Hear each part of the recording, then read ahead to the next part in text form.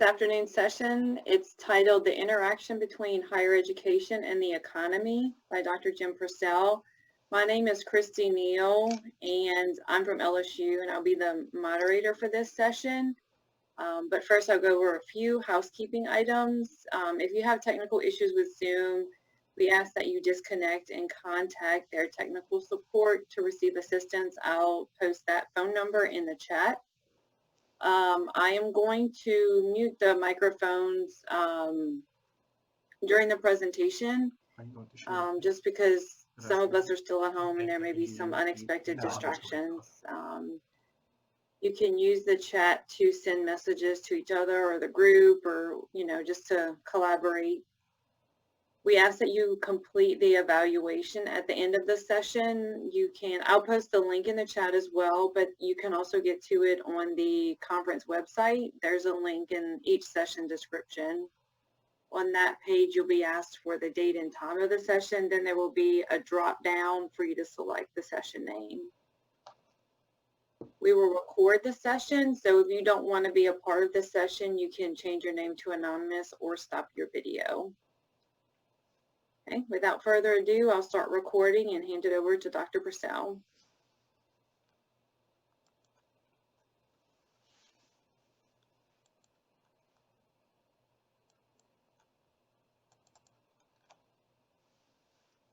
Okay, can everybody see the PowerPoint? Everybody, Matthew, nod your head. You're the only person I can see. Okay, very good. Thank you today for coming. We're going to really talk about the economy. We're going to see some global stuff, and then we're going to actually get down by county to give you some things that might be able to help you in helping us build a community that we want to live in and help our institutions be successful. This is since January 1999, how jobs have gained or declined over time. So what you'll see here is if it's blue, that's good. If it's orange, it's not so good. It's jobs lost. And you're going to sort of see some events as I go through this. So we're going to go very quickly from 1999 to this summer and see what happens to our economies, look at your location, and let's sort of think about how we can do things to help our economies. You can see us going along, and all of a sudden everything's, oh, that's 9/11 just got crashed and it hurt our economy. We're recovering, we're pretty happy.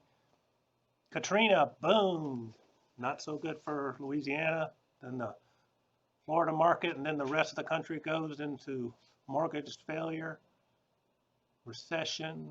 Things are going better now. We're rocking and rolling. My 401k looks brilliant.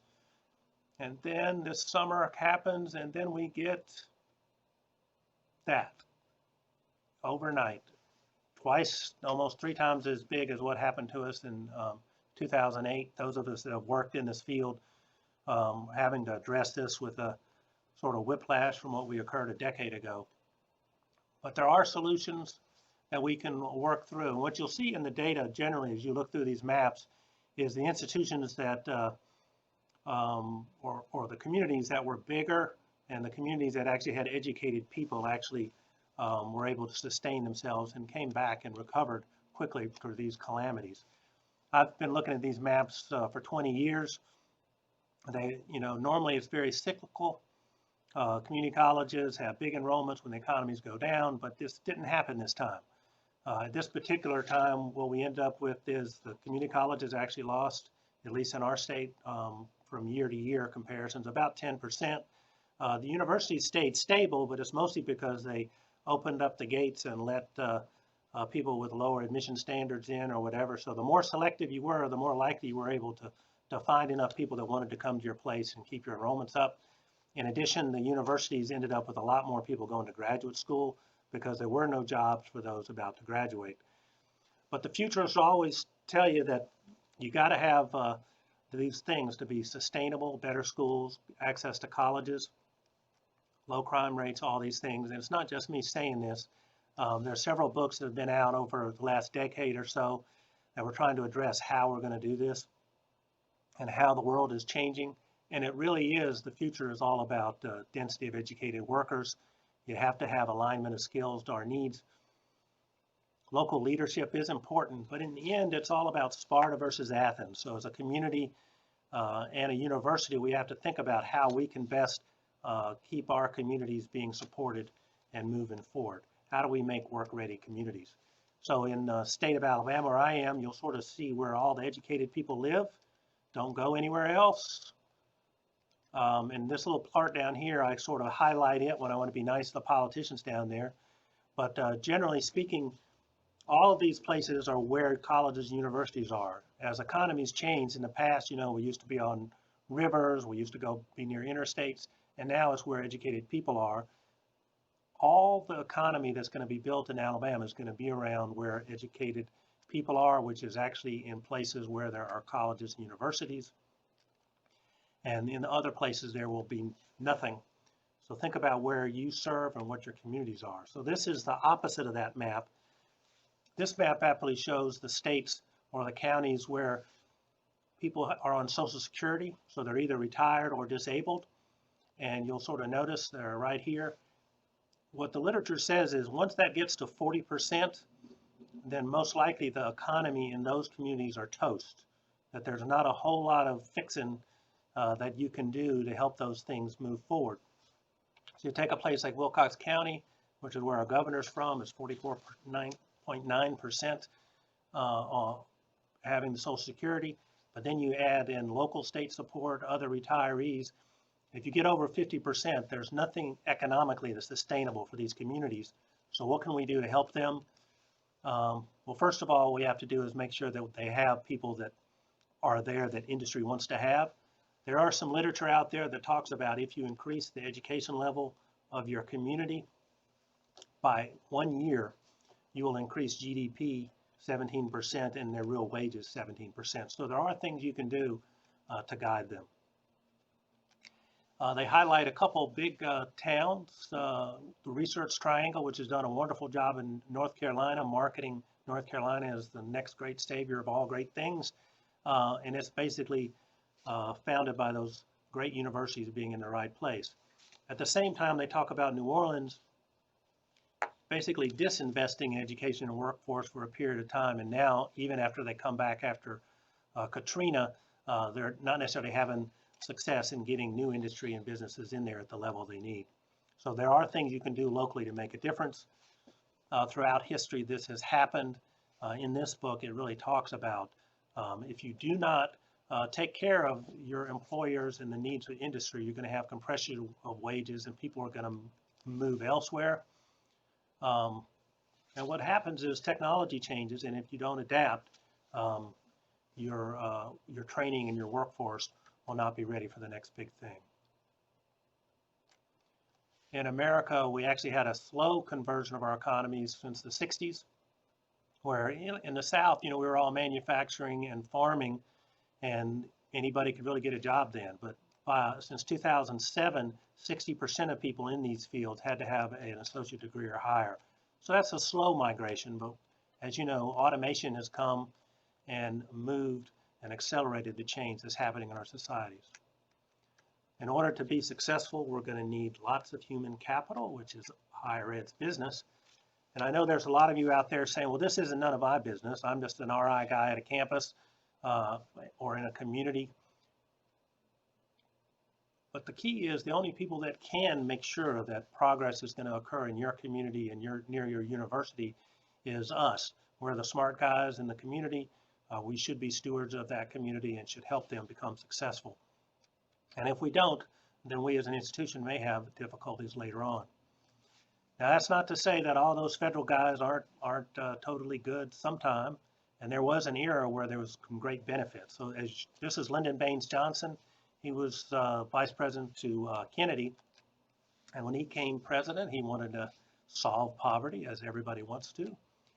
And he really looked at the extent of poverty, and he said 20% of Americans, it's a national disgrace. We need to fix this. And I'll use the Kennedy accent for this, but this is what he said: the cause may lie deeper in our failure to give our citizens a fair chance to develop our own capacity of education and training, and a lack of medical care, and a lack of decent community in which to live and bring up their children. Now, you've heard that message before, probably very recently, about how some people may be left behind. But this is the map he saw. If you remember from the 1960s, all black and white TV, well, even their maps were in black and white. So this is poverty. Everything that's in black had, in a county, had 20% of their people were in poverty. And his goal for the Great Society was to fix that. And this is what happened 20 years later. Everybody ready to look for your county? Not yet. Going to show you a map of the state. So, but notice, everybody is pretty much in bad shape. By 1959, you sort of see that all of the South is really poor. Alabama and North Carolina, South Carolina, Mississippi, and Arkansas are just tragically poor, with 40% or more of their people in poverty. By 1979, because of the Great Society, we become much more successful, actually decrease our poverty by half. So there are national events, interventions that can occur, can make change and make success. And by 2010, we're even better. Even Alabama's better than Georgia, which is rare, and we're doing quite well. The question is, did we lift all boats, or what happened? And here's what happened, is there are still counties in the South and throughout America where poverty is still pervasive, over 20%. And these are the places that we have to solve to address the social inequities that are out there. And we have to do it in a manner. So look and see which communities that you may serve to help this happen. Now, there are places that are going to crash and burn, that are going to fail. And one of them is Lisbon, Alabama. It's way out yonder. As you can see on the map, there are no people there. The last time they actually got any money from the federal government was during this Johnson administration, and they built a nice community center there. That's the last thing that was built in that community of note. They've lost a school, they've lost everything. Even their regional workforce board was identifying opportunity zones for low-income communities to receive support, and they were not listed because they were considered toast. There are some efforts that are happening at the state level. Here's Alabama and Mississippi, which we used to do everything exactly alike, but Mississippi had high unemployment rates. Alabama's was declining at a greater rate. Here's a map of the whole country, so you can sort of see where you look at. So Alabama looks pretty good, and the question is, how did that happen? And this is sort of the answer. This is GDP, which is all the good things in economies. So Mississippi has these low-wage production jobs more than any other place, but Alabama has diversified. And now we have a trade alliance. I have a picture of, there we go. Now ranks in the top in reliance on higher paid but still train-sensitive manufacturing jobs. This is the key, is building an economy that's ready for the future. We actually are more urban than Mississippi. And we actually have Huntsville, which is the great place where all engineers go to work and retire, is growing quite well. With all that coming in, we've been able to bring in international business. So you have Germany, which was when Mercedes came, and then of course Japan, Korea, when we have Honda, Kia, and Hyundai. So there's a lot of progress.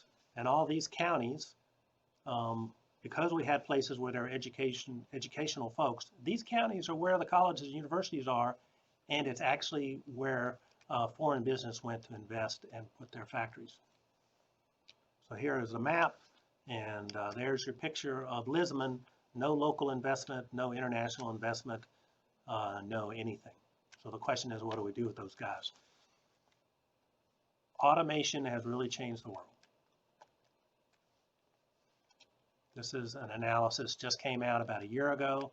We're going to look at two parts of it, but it really says pretty much the same thing that was said a decade ago in those books.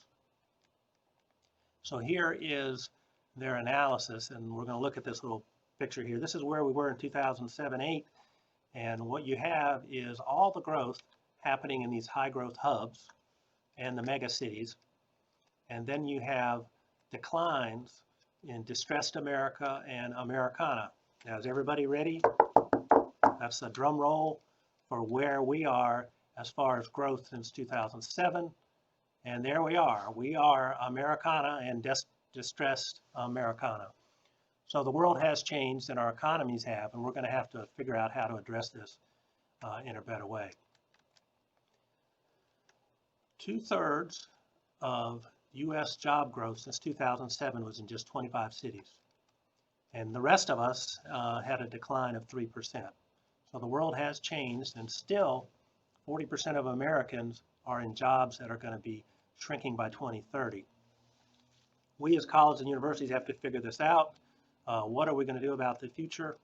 And this is the map of the future. So look very closely here, because of course the pandemic might change this quite substantially. But this is where they predict the 60% of the growth moving forward is by 2030. And you can sort of see there's some hot spots. Auburn is in black, so they look pretty good.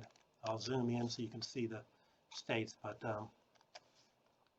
zero, less than zeros in a lot of places, but you got Auburn and these places. And you got to ask the question, do we need to right size the local economies? How do we do that to make sure that we have quality of life? How do we get smaller but pleasant? Or how do we optimize the impacts of communities? And then places like this, which are going to be the rock stars of the future, how do we make that work? And there's other places. There's your Tri-Cities, the Research Triangle, and then of course Northern Virginia. But there are, in most states, issues with our ability to develop skilled workers. We've got nobody wanting to be in teaching anymore, especially in healthcare professions, science and math professions. And we've got a decline in manufacturing, which used to run most of our southern economies. And then the people that are graduating from college, and the jobs are actually for in America, are now all female. So 58% of the new jobs are going to be for women, and we're going to need to make sure that our job opportunities and the thing we train people for really do target the population that is actually seeking education and being successful. So what do we do? I believe that we're going to have to retrain workers and provide lifelong learning as we go. Create tailored economic development strategies that boost job creation nearby, because really we're going to be the economic engines for the future.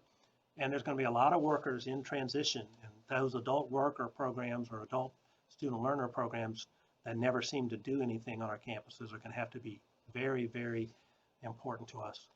We have to chart new career pathways. So not only helping somebody get a college credential, but actually an industrial credential that sort of signals to businesses that these credentials are of value to the workplace, because companies no longer have patience.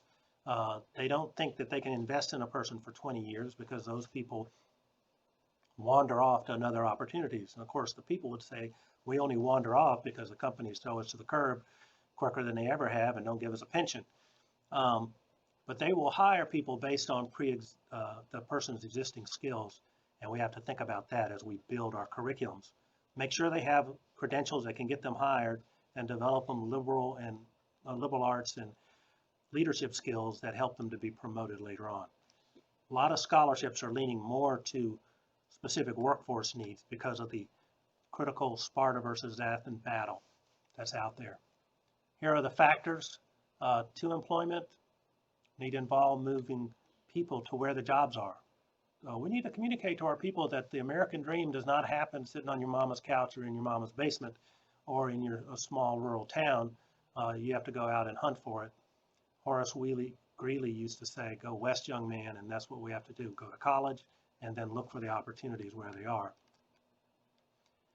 The other issue is that a lot of jobs are going to be replaced by automation, but it may not help local communities if they don't have the ability and support by smart people at colleges and universities to help them automate and see the benefits of doing it, because otherwise they could do cheap labor until the jobs totally go away.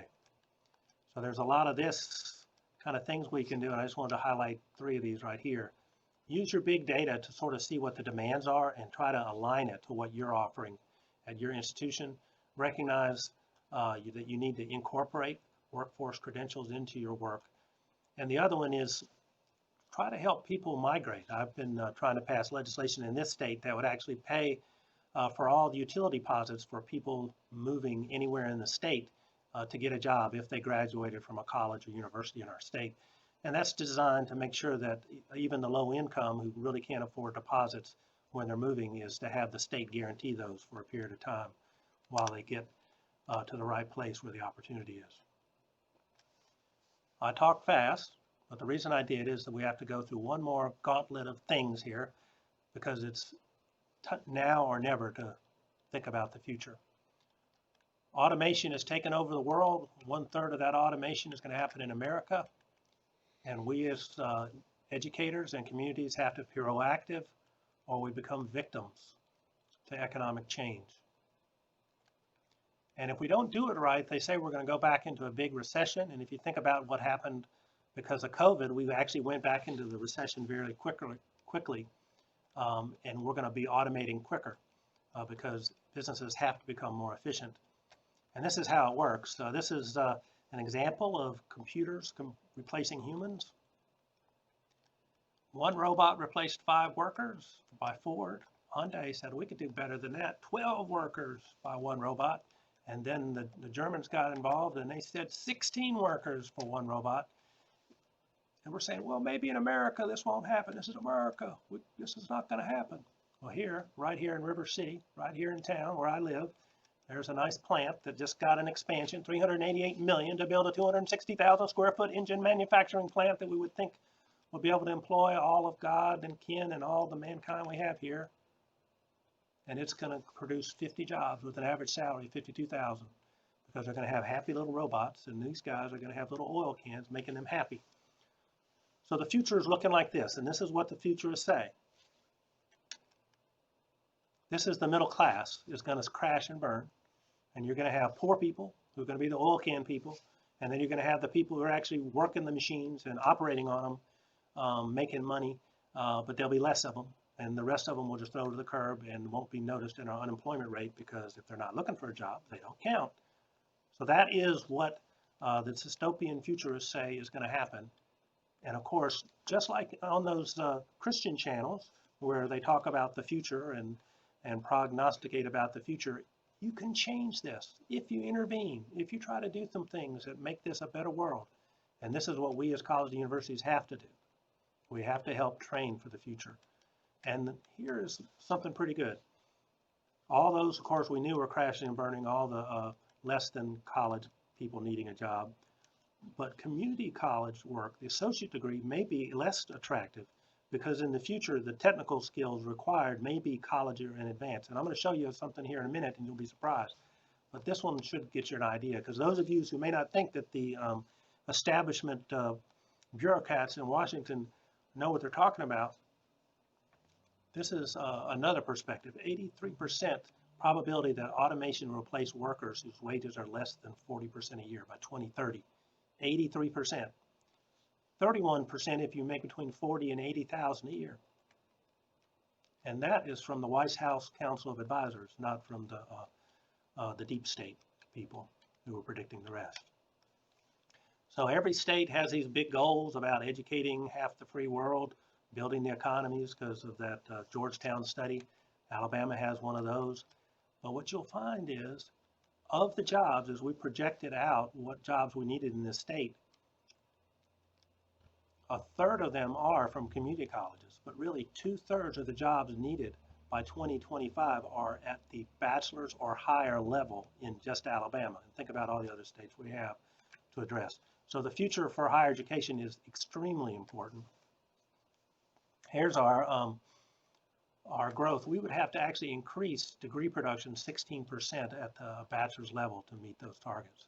How can you do that? What can we do? Or should we just resolve on keeping our economy small and moving forward? But if we do this, we'll actually have communities that'll be better off, more civic involvement. We'll have people giving blood when we need it. We'll have less assistance required for social assistance programs, which is a good government thing.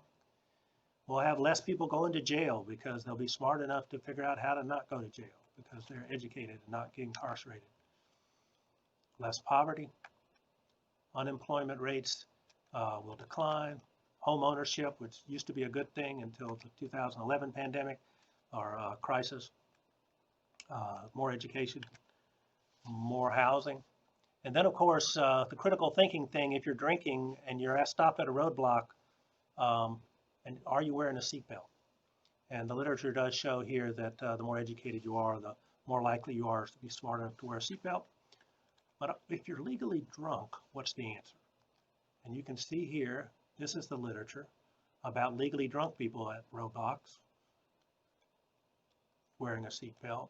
And look what happens if you have a degree at a bachelor's or higher. You're so smart you can think critically even when you are mentally impaired. So the future is bright for educated people. We're going to have a lot more money if the more education we get, $1 million over a lifetime from a high school graduate. The key is we have to have this commitment to human capital. We did this after World War II. We have to make sure that they have the credentials and the careers that we need. And possibly our state, Alabama, or the rest of the states, greatest generation is at the schoolhouse door waiting for the opportunity to propel it into the global economy. But it's up to us as higher education officials to move forward. And with that, I will take questions and get commentary from the crowd. We've gotten a couple questions. Do you want to open it up for people to ask them, or would you like me to read the questions to you? Yeah, go ahead and read them. That'll be good. Okay. Deborah Durden asked, is there a period in history that an economy such as ours that was shut down almost instantly, like the COVID shutdown? Or the futurists using models based on events that were not like our current economic disaster? Well, we certainly had the plague in Europe, which was quite traumatic. I think 10 to 20% of the population crashed and burned rather quickly. A lot of even the technology itself, when the loom came into Europe, one loom could replace 100 workers. And so instantly the economy changed. It wasn't a catastrophe, but if you're in that town, one loom would be replaced 100 people, and actually there'd be 4 people helping man the loom. So there are situations where that has occurred in the past, and what happens is you as a community and as an educated community have to decide, is that going to be your place, or are you going to let nature take its course? All of us who are tourist travelers, we go to towns that used to be something. They used to be a contender, but now they're nothing. And that's because they crashed and burned, and now they're just good for tourists and things like that.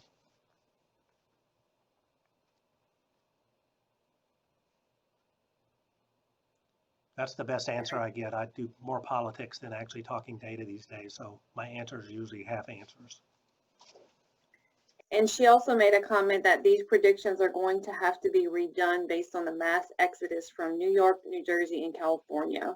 Yes, I'm glad she mentioned that. The literature does say that because of this particular COVID situation, what they said is there's going to be a movement out into communities for which business and industry can control. If you sort of remember in the South, we used to have all these towns that were sort of totally owned by the industry. So there is some thought about that. And what we've seen is industry currently are doing that and actually moving to college communities. So I think the college communities are going to be the places where the paradigm will change somewhat. So she's absolutely correct. That is what's going to happen. And there is some projections already out there that the communities that are mid-size, have good access to educated people and good schools and good hospitals will benefit from this pandemic. And the big cities may not benefit as much as they had after the 2008 recession. Okay, Karamia asked, is Baldwin County just about the beach and good schools? What skilled jobs are there? Yes, Baldwin County is about the beach and the schools. The other thing that they have actually in Mobile County is all the Austell boat shipbuilding companies and things like that. So that's why they really look there. There's been a lot of growth in their advanced manufacturing and their high-skilled technical skills at the big boat builders down there. So I think Mobile, Alabama, will actually show great growth over the period of time, and it'll have the renaissance that it's been waiting for since the close of World War II, the last time there was a big demand for boats. She also asked, go ahead. I will say, most of you, if you need data, like some of the maps that I showed, I actually have most of the maps done for most of the southern states. So if you actually have an interest in sort of seeing where your poor people are and where your big growth is, I think I've done that for most of the things and met with people in your states about that. So if you're interested, just send me a note. Okay. Caroline Mann asked, how are the prospects for skilled tradespeople and technical college certified graduates? Right now, they're fine. What a lot of the futurists say is between now and 2025, there will be a need for these credentialed people until we can get people that actually have more skills. But they do believe it's going to be a weak demand, and that the price, the wages for less credentialed people are going to be stable where they are. They're not going to increase anymore. So that's the key. Is I think we need to actually help have mechanisms that move our technical training people who have credentials at our community colleges to be able to go to universities and enhance their skills further, sort of like engineering technology and fields of that nature, making sure you have bridge programs into existing programs that are offered at community colleges. So it isn't the end of the community college. Those skills are important, but they are short term, and a lot of those jobs are going to go away very quickly. So all of our higher ed systems need to rethink what they're doing and to make sure that it's seamless so that over time people can move up the career ladder. Okay. Matthew Campbell asked, where do the trades and trade schools fit in? As anyone who has needed a repairman knows, they can be hard to find and charge quite a high rate. Yes, and I think throughout America what we did is we sort of threw that to the curb for a while. As a part of the Great Society, we had such access to financial aid. A lot of people went straight toward the university route, and maybe they didn't have the skills, or they did. But we have lost that particular route. I think there'll always be a demand for certain basic skills, but as technology takes over a lot of those, it's going to be different. There was a prognosis by a lot of people that once we have the ability for trucks to be driving all over America, there'll be 10 million unemployed truckers who'd be pretty angry, and that they would actually protest and say that this shouldn't happen. And some people have actually advocated for that we not allow automation to go as quick, because we need to make sure that the people are happy. And I think that's what's also going to happen in the professions. I've been in communities where even if, I don't know if your garbage guy is a machine, but in some states I've been in, the garbage can guy comes and he's in the front of the truck and he has a little thing that lifts up your garbage and drops it in. And in some communities like Montgomery, they prefer to keep the people. So even though the truck may have a lift for the machine, they still put two people on the back to make sure that they can keep people employed who are underskilled and underutilized. In the long run, you can't stay competitive for that. So we really have to figure out a way to retool everybody. There should be an opportunity for us all to try to lift all boats. And that it means including making sure everybody that comes out of high school actually has a work-ready capability. And that means they might need to know some algebra and math and know how to do some reading and those kind of things that maybe we normally would let people pass back in the day when they could get a job by the sweat of their brow and the muscles and all those things. Okay, one more question. Kara Goldman asked, what do you think should be done to turn around the decrease in middle class wages? Well, I actually do believe that it is going to be a split. You're going to actually have to have skilled people, and then you're going to have very low skilled people who will just take care of the machines by oiling them and making them happy, maybe sweeping up the floor for residue. There's always been the dream that automation would actually give us more leisure time, and that was always the thing. We're going to have more leisure time for this, and I think this is what we're going to have to decide. Is that leisure time going to be all in a couple individuals who have nothing to do and they're unemployed? Or are we going to get to a point where we're going to have 30-hour work weeks or those kind of things, which was the promise back in the day when technology started kicking in the 80s. And I'll give you an example. I worked in Rhode Island for a long time, or for 3 years at least, which is long for me, painfully long. But our work week was 35 hours for government workers. So I still haven't gotten used to that coming back to Alabama, because that extra 5 hours was pretty nice. So they got the same pension, same everything, but they were able to stretch the jobs out by producing a job that wasn't all the way up to 40 hours. So I do believe that that is one thing, and I'll mention it to the governor for those of us who are state workers, that maybe we should go to 35 hours and allow other people to work. But we can do that in business and industry too, and give us the promise of what technology said, which is that we would all have a greater life of leisure. Okay. Stacy Peterson asked, do you think there will be a shift from service to manufacturing jobs, new and revitalized industries in the U.S. to help revitalize the middle class? I do believe that a lot of technology will allow all construction and or manufacturing to somewhat be local. So I do believe that you're going to actually have some growth in those sectors, but it'll be done by robots. I talked to a guy that was on the board of Jordak Jeans, and he said that the plant in North Carolina, or wherever it was, went from 1,500 jobs to like 30 because they were just jeans were evidently easy to be made by computers. So um, I think we do have to still concentrate on uh, upping the skill sets for our individuals, helping them move to places where there are. Amazon and CarMax or the little Carvana, all those type companies where you actually order your stuff online, that's where the jobs are. If you go into Birmingham, Alabama right now, there's a shortage of general workers there, but it's not high paying like the old union jobs. These are $15 an hour, $20 an hour jobs, which aren't in the modern age a middle class wage. Um, so that's what we have to work with. We have to skill our people up. Our obligation is the students that come to our institutions and to our communities.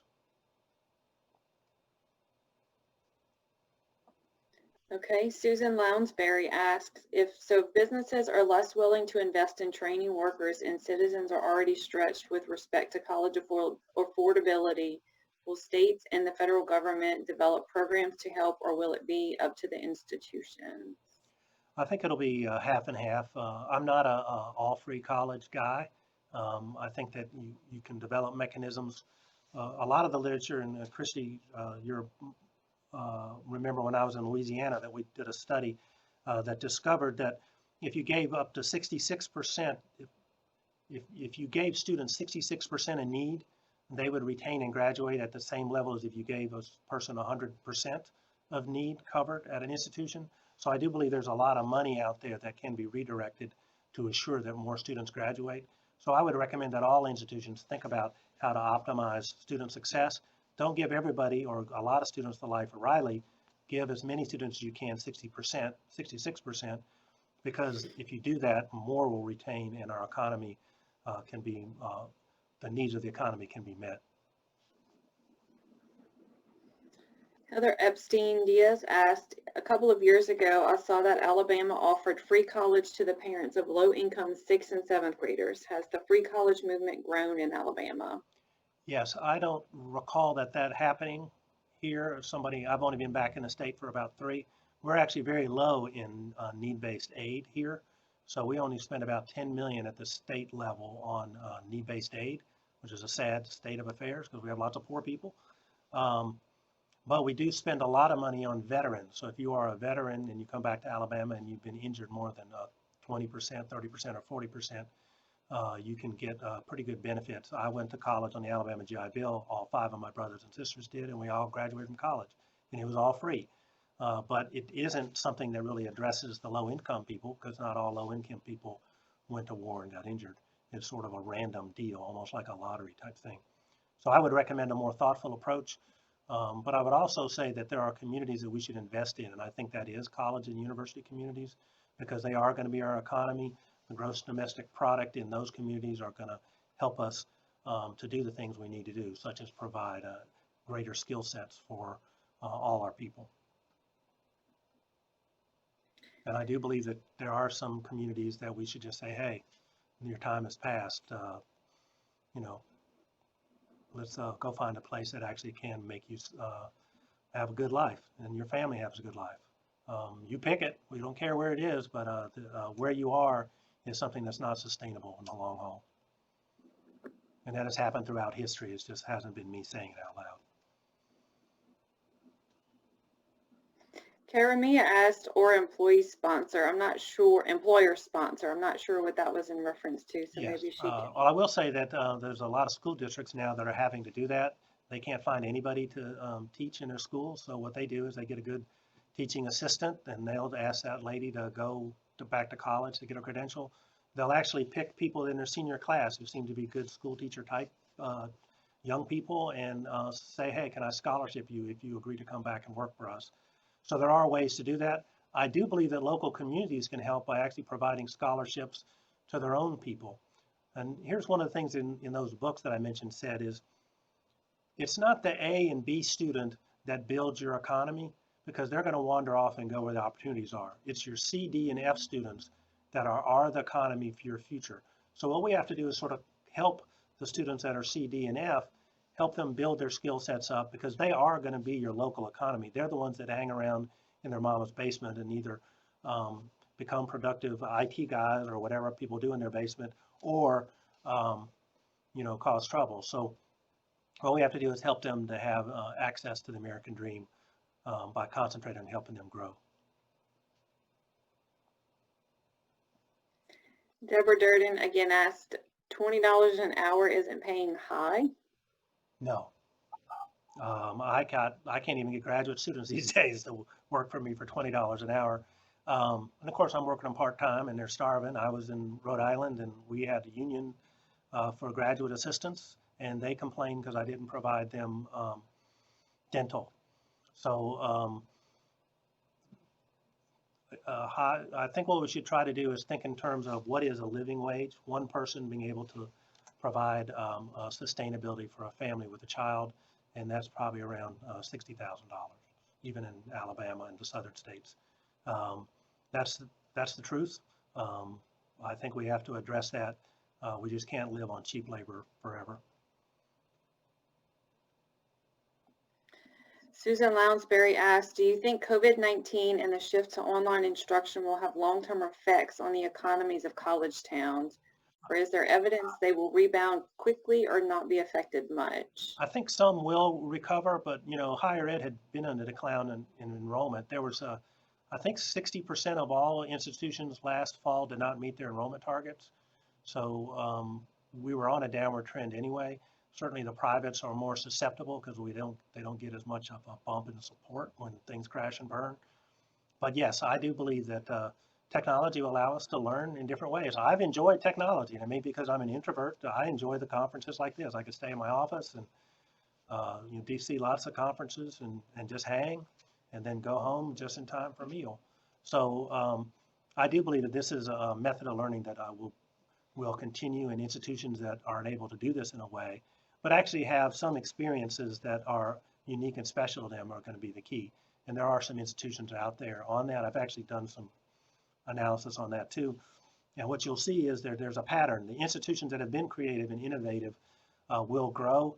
The institutions that are very selective and have a reputation, not because of the merit of their work, but because of reputation, will always be a valuable ticket. And if you tell them they all got to come to Harvard, to Boston to go there and get that credential, they will. But the rest of us, the normal Walmart places and community colleges that really have to educate most of the world, if you can do it online, a lot of them may choose that route because there's other things in this world to do other than to be interacting on campus. Maybe not. I know. I had a good time in college too. But Caroline Mann asked, if policies like the Tax Cuts and Jobs Act remains in place and the corporations don't contribute proportionally to the common good, how do states hope to fund their residents' educational attainments? Pilots and other tax breaks seem like a short-sighted strategy to lure industry to our regions. Yeah, I do believe it's all about local support. In Alabama, we actually gave some grants to some communities that actually were already providing some mechanism to build their community. Birmingham has a Birmingham scholarship program where everybody goes to a public community college or university. So we actually helped support that for $750,000 this year, but it is a locally done thing, and it's done by local businesses who know that they need to lift all ships in Birmingham. The other route to that is a place called Decatur, Alabama, which is right outside of Huntsville. They call it the best and brightest. And what they're doing is they're actually doing a loan forgiveness program to people to come and live in their town. So if you got an engineer that instead of them living in Huntsville, if they'll drive the extra 10 miles, this city will pay off your student loans. And we help support that initiative and encourage that. And then we have another one in Marengo County, which is out in the boonies. They needed math and science teachers, and we're helping fund them getting more math and science teachers. So there are some things you could do, but I do believe the futurists that say it's all about what locals want. The futurists say it's dependent on the people in the community, that state solutions and federal solutions, they've done all they can do. And what we've got is the hardest of hardest things to fix, and we have to address it with the smart minds in college communities.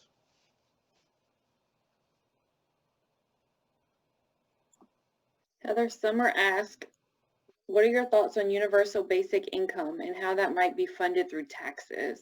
Yeah, I'm not a universal income guy. I wouldn't mind there being something like the WPA, Work Progress Administration in the 30s, or Civilian Conservation Corps, where we actually give people an opportunity to go work and learn some skills, even if it is not high skills, but even manual labor has some context for those that'll be actually operating machines and stuff, and taking care of places where we want to go, like our parks and our trails and our roads.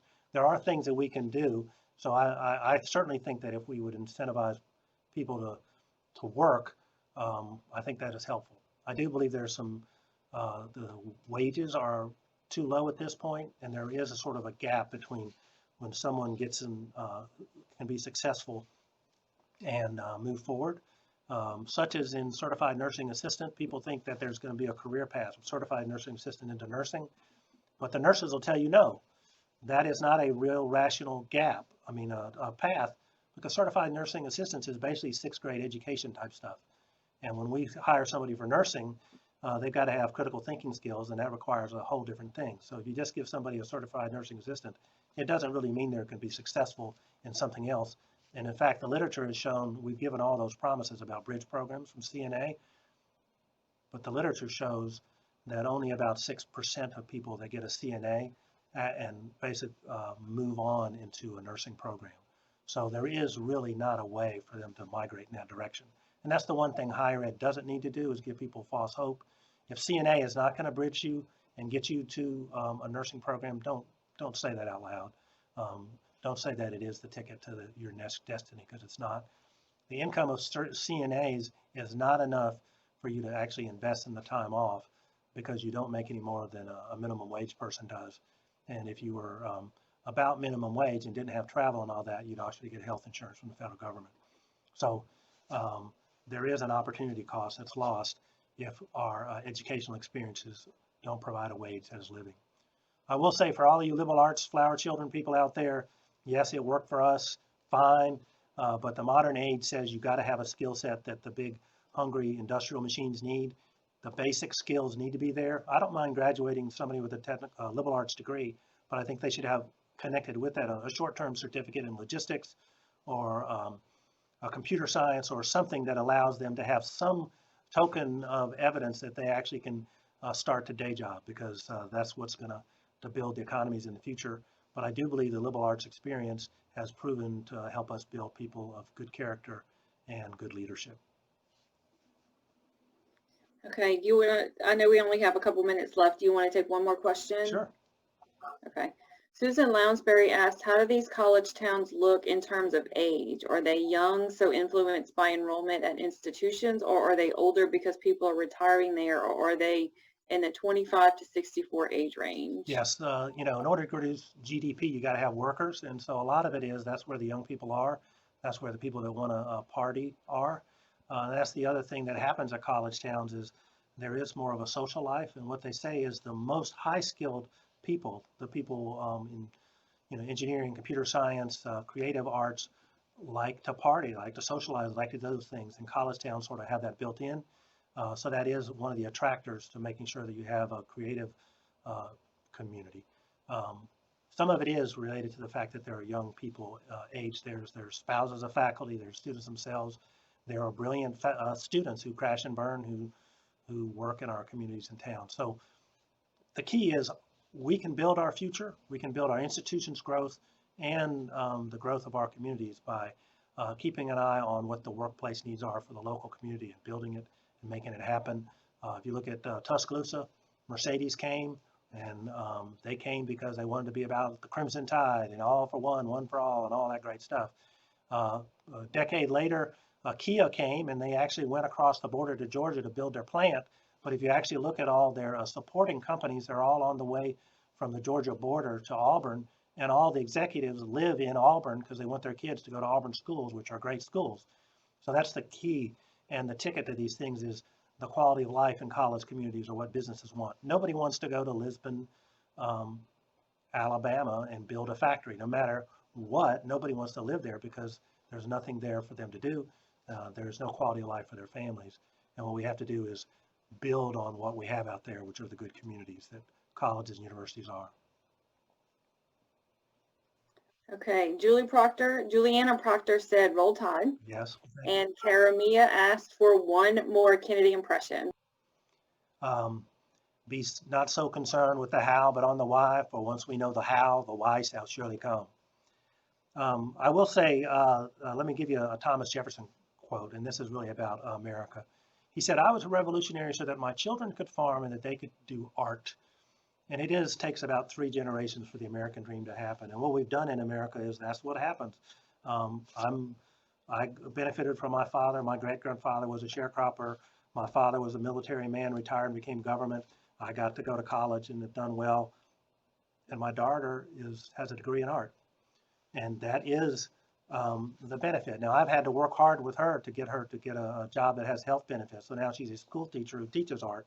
But that is the progression that we have in America, and we want that to happen. But we have to always sustain the big engine that the economy does so that all of us can have a well-being in this country. And we have an important role in that. You as IR people can help convince the local leaders what your institutions can do and what your local campus leaders can do to help their local institutions and families. And that's all I have to say about that.